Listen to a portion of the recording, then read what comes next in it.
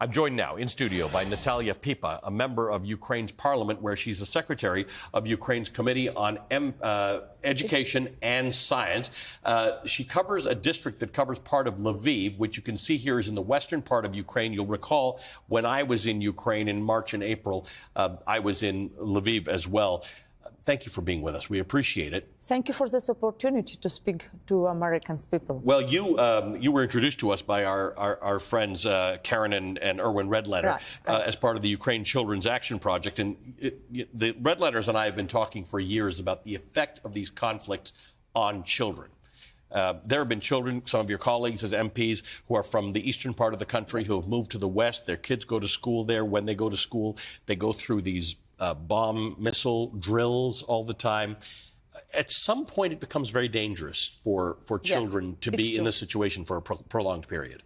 Yes, I will speak on, like, for example, my two sons and describe how it is. Normally, in the first day of this big war, because we have war already 8 years, we all members of parliaments was on the list to kill. Somebody must be killed on Red Square, other gives by Chechens and others. And I took to my sons for a few months to Poland, but from June are in Lviv. Normally, it is like something that we'll make together with Erwin and Karen is very important and amazing. What is it? It will be some projects that will be help our teachers to recognize trauma, because isn't at the moment in Ukraine no child that has trauma. It is like just bigger and smaller. It is our big problem, you know.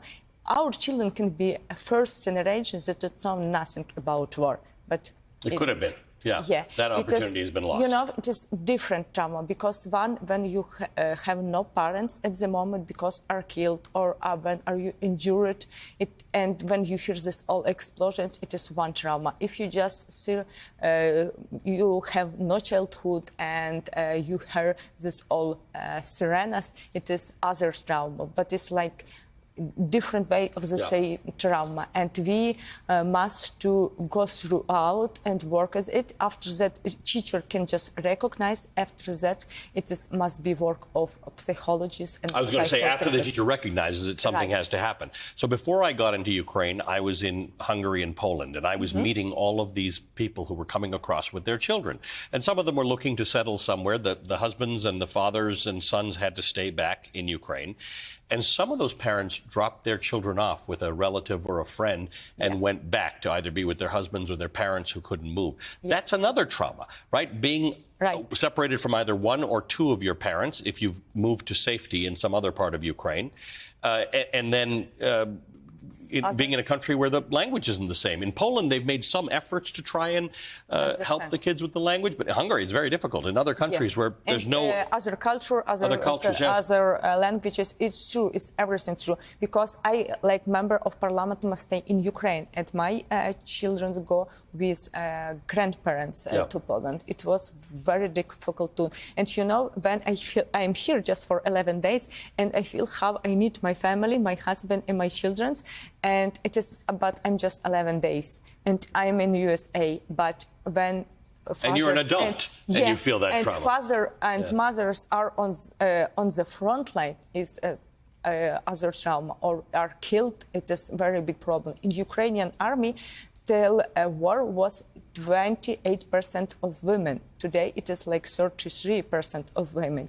It is like thank you really for support, because we are strong, but we need like help and resources and really your feelings that you help us. And we have feelings that we are not alone. We can go step by step and fighting, because you're not alone, that's for sure. Tell me, for people who are watching this, because one of the things that, as we saw, my colleagues and I saw so many mothers with their children, and people really want to help. What can they do, and what are you here looking for?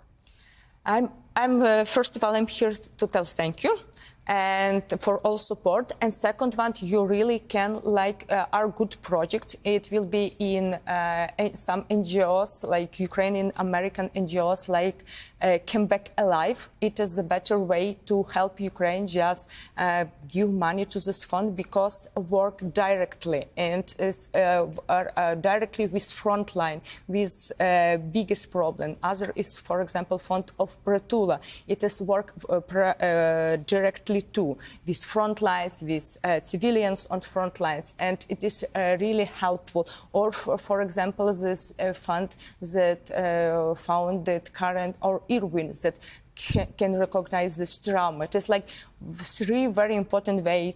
I'm very often write on Facebook. I'm Natalia Pipa. It is like in English language. Natalia is Y-A. In the end, Pipa's very simple. P-I-P-A. Yeah, right. And I very often write in English what I need, which is situation, because I very often I'm in the Kyiv too, in the capital, and I have a lot of new, like hot news from the front line, because a lot of my friends are there and members of Ukrainian parliament are there. Yes. Too, for example, Roman Lozensky, Roman Kostenko, and we don't must, but it is like good willing. Thank you for being with us. We appreciate it. I spent some good time in your city, in Lviv, and I will be back in better times, hopefully. Yeah, and welcome, everybody. I'm sure that you are liked at the moment, and other Americans really welcome. Thank you very much for that. Thank you. MP Natalia Pipa of Ukraine. We're going to post some of that information, by the way, on where you can help, particularly with this issue of Ukrainian children who are in need and suffering from trauma because of this war.